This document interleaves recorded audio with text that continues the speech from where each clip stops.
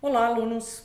Vamos revisar o que vimos na aula 1, além de seguir com o processo de aprendizagem. A partir do século XV, as potências europeias buscaram conquistar, controlar e manter colônias ao redor do mundo. Essa prática ocorreu devido à expansão marítima. Na economia mercantilista, a manutenção de colônias tornou-se fundamental para os países europeus. Estas garantiam a produção de mercadorias comercializáveis na Europa e de acúmulos de metais preciosos nos cofres reais.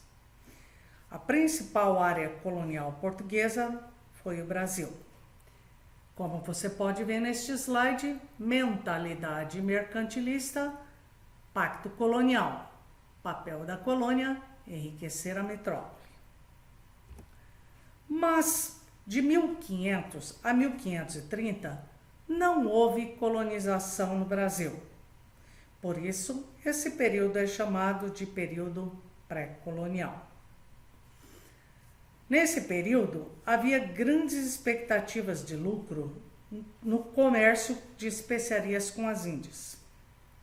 O que houve no Brasil foi a extração de pau-brasil, que era utilizado como pigmento vermelho na Europa. A coroa portuguesa fazia concessões de exploração do pau-brasil. A extração era feita pelos indígenas, que trocavam as toras de madeira por bugigangas.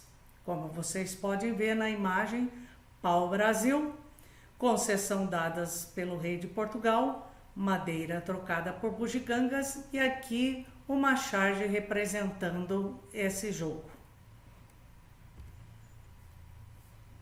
Os franceses também vinham aqui contrabandear o pau-brasil com os nativos.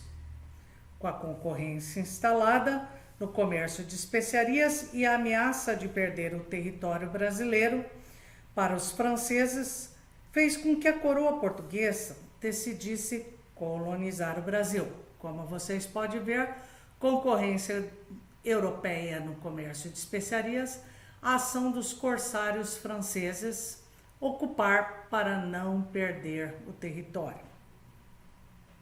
Assim teve início o chamado período colonial, de 1530 a 1808. Qual era o projeto colonial? Transformar o Brasil num grande canavial, como vocês podem ver na imagem que segue. Por que cana-de-açúcar no Brasil? Havia um mercado europeu em expansão, era uma mercadoria de fácil transporte. Os portugueses já tinham experiência de cultivo nas Ilhas de Madeira e Açores e poderiam fazer parcerias comerciais com os holandeses, naquela época chamados de flamengos. Mas o melhor lugar acabou sendo o litoral nordestino, com solo e clima favoráveis.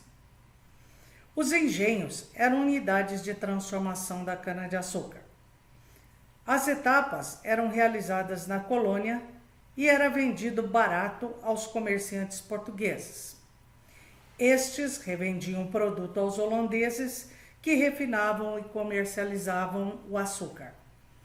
Nessa época, se você observar bem, dá a impressão que era um comércio mais holandês do que português. Como vocês sabem, na mentalidade mercantilista, a ideia é que o país europeu ele faça a venda de mercadorias e não a produção. O que mais dá lucro é a venda e não a produção de uma mercadoria. Como é que era a produção no Brasil? A produção seguiu o esquema característico do plantation, latifúndio, monocultor, escravista e voltado para a exportação.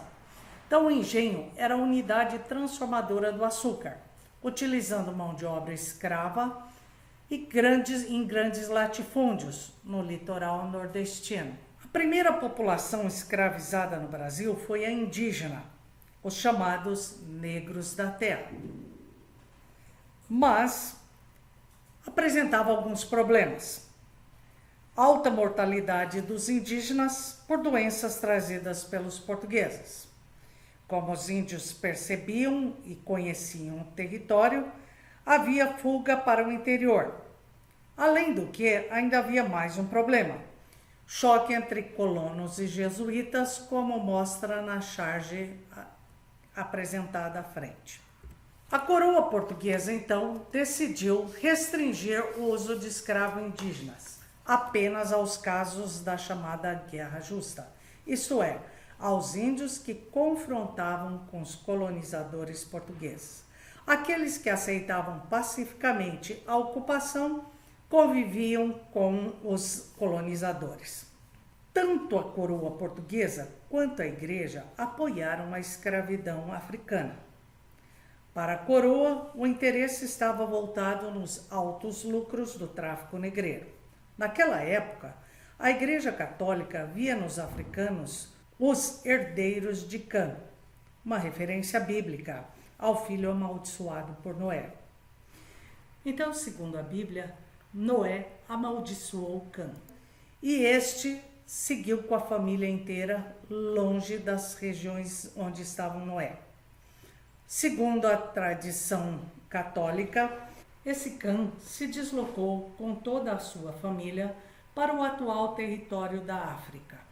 O domínio da população escrava se dava com extrema violência e com controle social. Nos engenhos havia a Casa Grande e a senzala.